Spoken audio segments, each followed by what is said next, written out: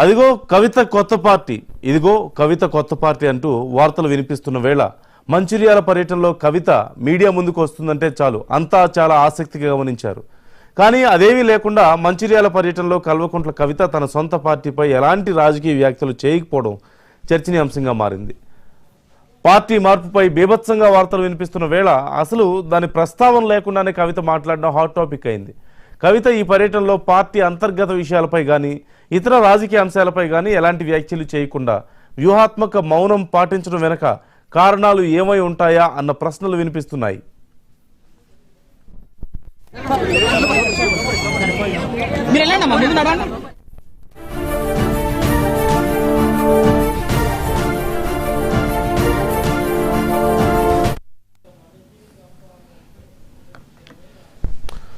కవిత కేవలం chit chat ద్వారానే తాను చెప్పదలుచుకున్న విషయాలను చెబుతున్నారు, అంతే తప్ప నేరుగా మీడియాను ఉద్దేశించి మాట్లాడడం లేదు. దీంతో అనధికారిక సంభాషణల ద్వారా పార్టీలోని ప్రస్తుత పరిస్థితి, తన భవిష్యత్ కార్యాచరణ వంటి అంశాలపై పరోక్షంగా స్పష్టత ఇచ్చే ప్రయత్నం చేశారు. దీనివల్ల పార్టీలో ప్రస్తుతం జరుగుతున్న పరిణామాలు, నాయకత్వం పట్ల తన అభిప్రాయాలను బహిరంగంగా వ్యక్తపరచకుండా సున్నితంగా తన మద్దతుదారులకు లేదా పార్టీ శ్రేణులకు చేరవేయడం వంటి సమస్యలు రావంటూ విశ్లేషకులు అభిప్రాయపడుతున్నారు.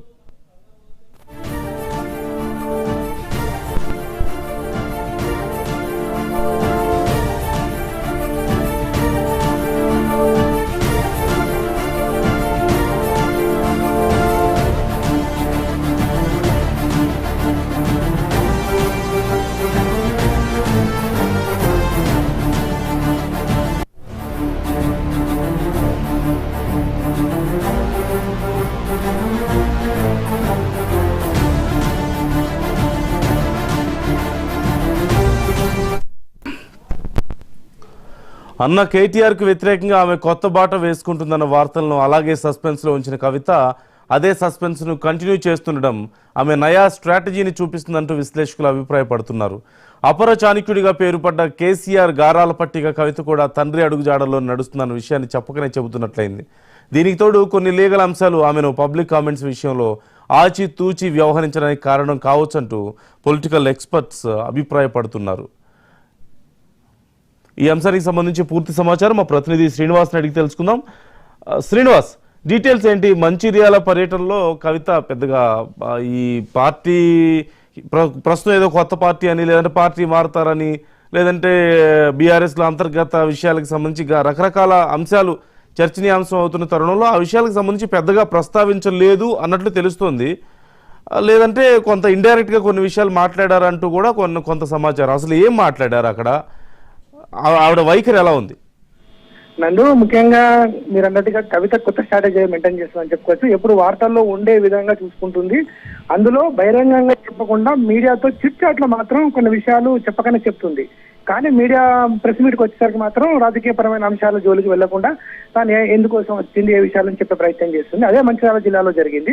ముఖ్యంగా 2 రోజుల క్రితం ఏదైతే హైదరాబాద్ కేంద్రంగా చిట్ చాట్ లో ఏ అంశాలను ప్రస్తావించిందో, సేమ్ ఈ రోజు మంచిర్యాల జిల్లాలో ఈ జాగృతికి సంబంధించినటువంటి కార్యకర్తల వ్యూహాలు, అదేవిధంగా సీనియర్ జర్నలిస్ట్ మునీరు నివాళులు అర్పించే కార్యక్రమంలో భాగంగా ఈ రోజు మంచిర్యాల జిల్లాకు వచ్చినటువంటి కవిత ఎక్కడ రాజకీయపరమైన అంశాల జోలికి వెళ్ళలేదు. కానీ మీడియాతో చిట్ చాట్ లో జనరల్ గా మనం అడిగినటువంటి కొన్ని ప్రశ్నలకు కావచ్చు, ఇతర విషయాలకు కావచ్చు, ఆమె ఈ సమాధానాలు చెప్పే ప్రయత్నం చేసింది. అందులో తన యొక్క మనసులోని భావాన్ని వ్యక్తపరిచే ప్రయత్నం చేయడం జరిగింది. అందులో ప్రధానంగా తనను ఏదైతే లిక్కర్ కేసులో జైలుకు వెళ్ళినప్పుడు బీజేపీ పార్టీ తనను ఇబ్బందులకు గురి చేసింది. అలాంటి బీజేపీ పార్టీతో బీఆర్ఎస్ నేతలు అంటగట్టే ప్రయత్నం చేయడం జరిగింది. అదేవిధంగా బీఆర్ఎస్ ను బీజేపీలోకి విలీనం చేసేటువంటి ఒక ప్రక్రియ కూడా ముందుకు రావడం జరిగింది. వాటి అన్నింటికి బీఆర్ఎస్ కొంచెం అధిష్టానం మొగ్గు చూపే ప్రయత్నం చేసింది. బీజేపీతో బీఆర్ఎస్ నేతలు కొంచెం క్లోజ్ గా ఉండేటువంటి విషయాలను ఆమెకు తట్టుకోలేకపోతున్నట్టుగా ఆ విషయాల ద్వారా అర్థమైనట్టు తెలిసింది. అందులో భాగంగానే ఆ లేఖను రాయడం, ఆ లేఖలో కొన్ని అంశాలను ప్రస్తావించడం, అందులో భాగంగా ముఖ్యంగా కేటీఆర్ మళ్ళీ బీఆర్ఎస్ అధ్యక్షుడు అవుతాడనేటువంటి వార్తలు వస్తున్న నేపథ్యంలో ఆమె ఆ విషయాన్ని టార్గెట్ చేయడం జరిగింది. ముఖ్యంగా బీఆర్ఎస్ కు కేసీఆర్ నాయకత్వంలోనే ముందుకు పోతాం, కేసీఆర్ మా నాయకుడు అని చెప్పే ప్రయత్నం చేయడం జరిగింది. కేటీఆర్ అధ్యక్షుడు అవుతాడనేటువంటి వార్తలు వస్తున్న నేపథ్యంలో ఆ విధంగా ఆమె మాట్లాడినటువంటి అంశాలు ఏవైతే ఉన్నాయో అది ఉంది. ముఖ్యంగా బీజేపీ పార్టీతో అంటగట్టినటువంటి ఏ పార్టీ కూడా మనుగడ సాధించదు. అదే విషయాన్ని నేను బీఆర్ఎస్ పార్టీకి చెప్పడం జరిగింది, లేఖ ద్వారా చెప్పడం జరిగింది.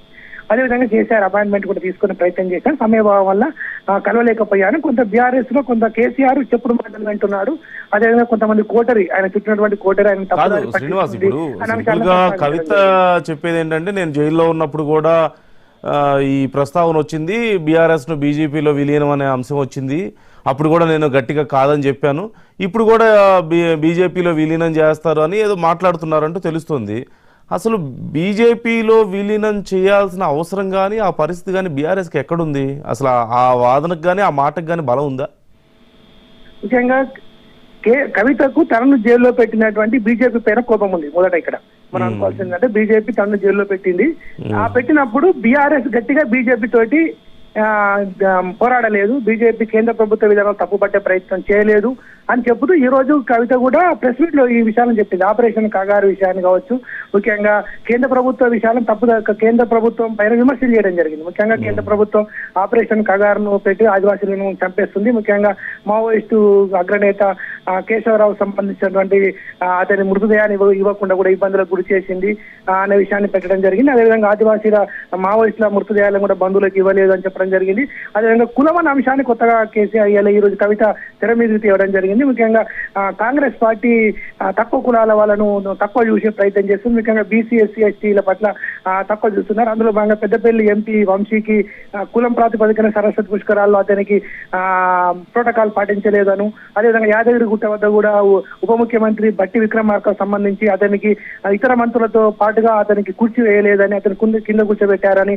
ఇలాంటి కుల పరమైనటువంటి రాజకీయాలు కాంగ్రెస్ లో జరుగుతున్నాయి. అగ్రకులాలకి పెద్దపీట వేస్తున్నారు, ఎస్సీలను బీసీలను తక్కువ చూపే ప్రయత్నం చేస్తున్నారు అనే అంశాన్ని తెర మీదకి కొత్తగా కవిత తేవడం జరిగింది. కవిత మరి కొత్త పార్టీ పెట్టే అవకాశం ఏదైనా ఉందా అని చెప్తే మాత్రం ఆ పైన కవిత స్పందించలేదు. ముఖ్యంగా కవిత మాత్రం ఆ విషయాన్ని స్పందించకుండా దాటవేసే ప్రయత్నం చేస్తుంది. అంటే ఇప్పుడు శ్రీనివాస్, ఇప్పుడు కర్ర విరగదు పాము జావదు అన్నట్టు ఉంది ప్రస్తుతానికి పరిస్థితి. కవిత గారు పక్కేమో ఇంటర్నల్ గా వాళ్ళ పార్టీలోనే వాళ్ళ అన్నని లేదంటే మిగతా నాయకులను ఉద్దేశించి మాట్లాడుతున్నారు. కేసీఆర్ గారు తప్ప నాకు నాయకులు లేరు అంటున్నారు. కేసీఆర్ గారు తర్వాత నేను ఎవరిని యాక్సెప్ట్ చేయను అన్నట్లే మాట్లాడుతున్నారు ఒక రకంగా చెప్పాలంటే ఆ స్థాయిలో. మరోవైపు సరే ఏమైనా బయటికి వెళ్తారా అంటే మరి ఆ సూచనలు ఇవ్వడం లేదు. మరి ఏదో ఇంటర్నల్గా కొంత ఏదో పార్టీలతో చర్చలు జరుగుతున్నాయని చర్చ వచ్చినప్పటికీ కూడా దాంట్లో ఏ క్లారిటీ లేని పరిస్థితి మనకు కనిపిస్తుంది. సో ఓవరాల్గా క్లారిటీ కోసం ఏమైనా వెయిట్ చేస్తున్నారా? అంటే ఇటు బీఆర్ఎస్లో డిస్కషన్స్ నడుస్తున్నాయి కాబట్టి దాంట్లో ఏమైనా క్లారిటీ కోసం వెయిట్ చేస్తున్నారా, లేకపోతే బయట నుంచి ఏదైనా క్లారిటీ రావాల్సి ఉందా దానికోసం వెయిటింగా, లేకపోతే అసలు ఇదంతా కాకుండా ఇప్పుడు ఏదో కొంత తను హైప్ తెచ్చుకునే ప్రయత్నం ఇది అసలు ఏమై ఉండొచ్చు? మీ దగ్గర ఉన్న ఏమైనా సమాచారం ఉందా దీనికి సంబంధించి? మీరు అన్నట్టుగా ఇక్కడ 3 అంశాలను మనం ప్రస్తావించాలి. ప్రధానంగా బీఆర్ఎస్ లో తనకు తగిన ప్రాధాన్యత దొరకడం లేదు కాబట్టి కవిత కౌంటర్ అటాక్ సిద్ధపడుతున్నట్టుగా ఒక సమాచారం తెలుస్తుంది. రెండో సమాచారం, బీఆర్ఎస్ లో కానీ తనకు తగిన ప్రాధాన్యత లేకపోతే అవసరం అనుకుంటే కాంగ్రెస్ వైపు కూడా వెళ్లే ఆలోచనలో భాగం కొంతమంది ఎమ్మెల్యేలతో కూడా ముందుకు కాంగ్రెస్ తో టచ్ లో వేయిందనేటువంటి ఒక వార్త అని మన ఇక్కడ మనం ప్రస్తావిస్తే ఆమెకు దాన్ని కొట్టేసింది. అలాంటి వార్త తప్పుడు వార్తలు అన్నట్టుగా చెప్పే ప్రయత్నం చేయండి. ఎట్లాగో బీఆర్ఎస్ వైపు ఆమె వెళ్లే అవకాశం లేదు, ఎందుకంటే బీజేపీ వైపు వెళ్లే అవకాశం లేదు. బీజేపీ తనను జైల్లో పెట్టింది కాబట్టి బీజేపీని మాత్రం విమర్శిస్తూనే ఉంది. లేదు ప్రత్యామ్నాయంగా ఇంకొక పార్టీ పెట్టడమా అంటే జాగృతి అనేటువంటి గతంలో జాగృతిని ఏర్పాటు చేయడం జరిగింది. ఆ జాగృతి ద్వారా మొట్టమొదటి కవిత జనాల్లోకి వెళ్ళింది. ఆ జాగృతి ద్వారా బతుకమ్మ అనే నేపథ్యంలో కూడా జనాల్లోకి వెళ్ళింది. అదే జాగృతిని మళ్ళీ రీస్టార్ట్ చేసే విధంగా మళ్ళీ జాగృతి కార్యక్రమాలకు అటెండ్ అవుతుంది. ఈ రోజు కూడా మనం చూడొచ్చు, జాగృతి ఎవరైతే నా కార్యకర్తలు ఉన్నారో యూత్ వాళ్ళకి సంబంధించినటువంటి వివాహాలకు మాత్రమే హాజరు కావడం జరిగింది. ఇక్కడ కవిత పర్యటనలో ఏ ఒక్క బీఆర్ఎస్ లీడర్ కూడా ఆమెకు వచ్చి కలిసినటువంటి దాఖలాలు ఈ రోజు కనిపించలేదు. కేసీఆర్ కుమార్తెగా, ఒక పార్టీ ఎమ్మెల్సీగా, అదేవిధంగా తెలంగాణ బొగ్గన కార్మిక సంఘానికి సంబంధించి ఆమె గౌరవ అధ్యక్షురాలు ఉంది. ఇన్ని పదవులు అనుభవిస్తున్నటువంటి కవితకు బీఆర్ఎస్ నేతలు ఎవరు కూడా ఇక్కడ కలవలేదు. అంటే పార్టీ నుంచి కూడా ఆమెకు అంటే ఇంటర్నల్ గా పార్టీ శ్రేణుల్లో కూడా కవితను దూరం పెడుతున్నట్టుగా సంకేతాలు వస్తున్నాయి. ఒకవేళ పార్టీ కార్యకర్తలు కూడా అయోమయానికి గురవుతున్నారు.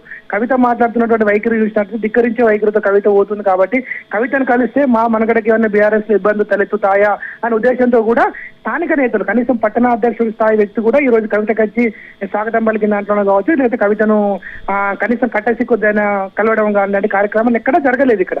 మనం దీన్ని బట్టి అర్థమవుతుందంటే పార్టీలో మాత్రం ఒక రేఖ అనేది ఏర్పడింది, ఒక గీత ఏర్పడింది. ఆ గీతలో కవిత ఒక వైపు ఉన్నట్టుగా తెలుస్తుంది, ఇటు కేసీఆర్ ఒక వైపు ఉన్నట్టుగా తెలుస్తుంది.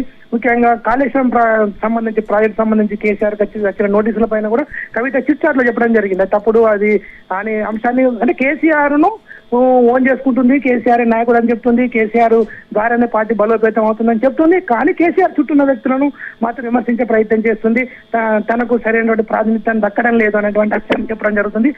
అంటే కవిత మనసులో కూడా ఉండవచ్చు, సొంతగా పార్టీ వెళ్తే జనాలకు వెళ్తామా లేదా, ఈ లీకుల ద్వారా ప్రజల నుంచి ఎలాంటి రెస్పాన్స్ వస్తుంది, ఈ లీకుల ద్వారా పార్టీలో తన మైలేజ్ అయినా పెరిగే అవకాశం ఉంటుందా, ఈ లీకుల ద్వారా కాంగ్రెస్ నుంచి ఏమైనా ఆఫర్ వచ్చే అవకాశం ఉందా అనే అంశాలను కూడా కవిత పరిశీలిస్తున్నట్టుగా అయితే మనకైతే అందుతున్నటువంటి సమాచారం మేరకైతే మనం అంచనా వేసుకోవచ్చు.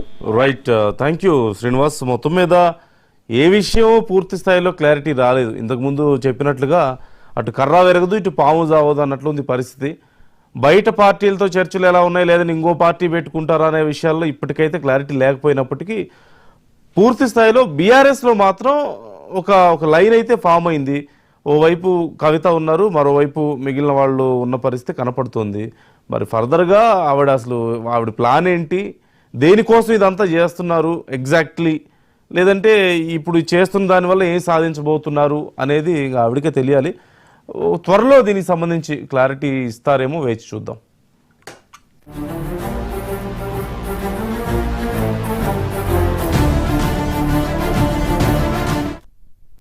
స్థానికంగా దేశవ్యాప్తంగా ఉన్న అనేక సమస్యలను ఎప్పటికప్పుడు ఎండగట్టడంలో వారు ముందుండేవారు. ఏమాత్రం భయం లేకుండా అద్భుతమైనటువంటి నాలెడ్జ్తోని వాక్చాతుర్యంతోని ఆయన ఎంతో మందిని ప్రభావితం చేయడం జరిగింది. మరి మునీర్ గారి కుటుంబ సభ్యులకు నేను ప్రగాఢంగా నా యొక్క సంతాపాన్ని సానుభూతిని తెలియజేస్తా ఉన్నాను. వారికి 3 బిడ్డలు ఉన్నారు, ఒక కొడుకున్నాడు. వారందరితో కూడా నేను మాట్లాడడం జరిగింది.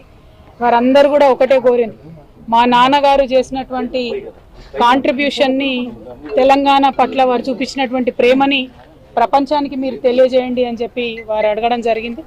నిజంగా కూడా మునీర్ గారు చాలా కష్టపడ్డారు తెలంగాణ వాదాన్ని పెంపొందించడంలో. వారికి నేను ఘనంగా నివాళులు అర్పిస్తా ఉన్నాను. మరి వారు ఏవైతే విప్లవోద్యమాల గురించి పదే మాట్లాడినరో, ఇవాళ మీరు దేశవ్యాప్తంగా ఉన్న పరిస్థితి చూసుకుంటే భారతీయ జనతా పార్టీ ఆపరేషన్ కగార్ పేరుతోని మరి చేస్తున్నటువంటి దుశ్చర్యలను మనం చూస్తా ఉన్నాం. మరి మావోయిస్ట్ పార్టీ జనరల్ సెక్రటరీ గారు నంబాల కేశవరావు గారు వారు ఎన్కౌంటర్